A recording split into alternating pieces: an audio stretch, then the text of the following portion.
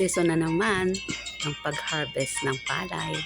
So heto, yan, nagpapa-harvest na naman kami. Ito yung aming farm na maliit lang, sakto lang. Yan. Magastos din, pero at least sulit din pagdating ng anihan. At least may libreng pagkain, may libreng bigas. Sabi nga nila, kung walang tiyaga ay walang nilaga. So heto, kahit gaano karami din ng gastos kapag magpapatanim, pero heto rin, ayan, tulong-tulong din sa pamilya.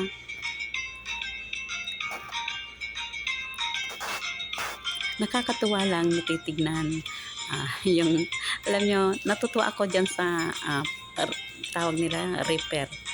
Yan, yung ano, kasi nakagisnan ko, maliit pa lang ako talaga, kapag nag-aani kami is yung mano-mano.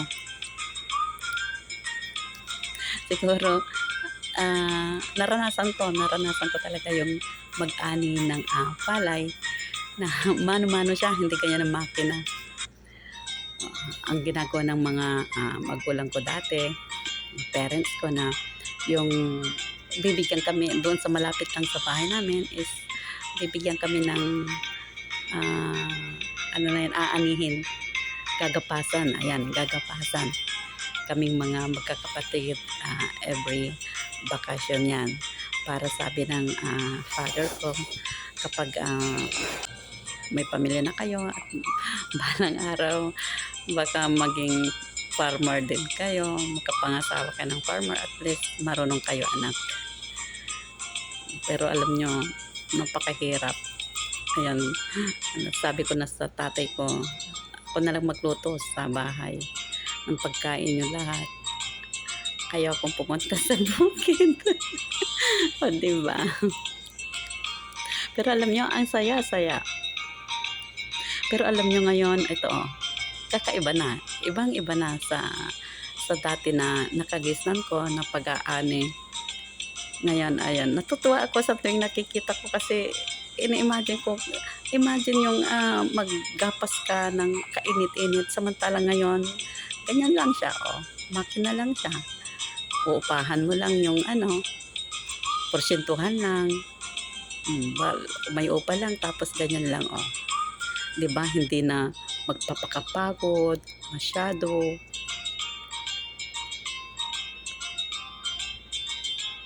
Yan. Dito po yan sa aming maliit lang na farm.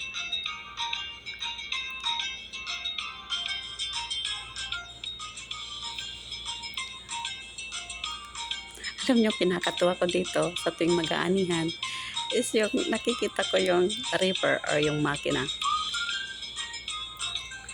Nasa utak ko, yung iniisip ko, sabi ko, ang sarap tignan talaga. Samantalang ako nagkakapas ako dati. Diba? Buhay magsasaka, buhay farmers. Yan, tsaga-tsaga din.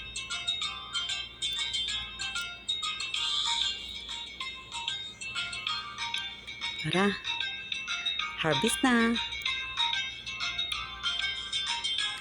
Join me. Ito po yung aming munting palayan, or ayan, palayan. Munting farm,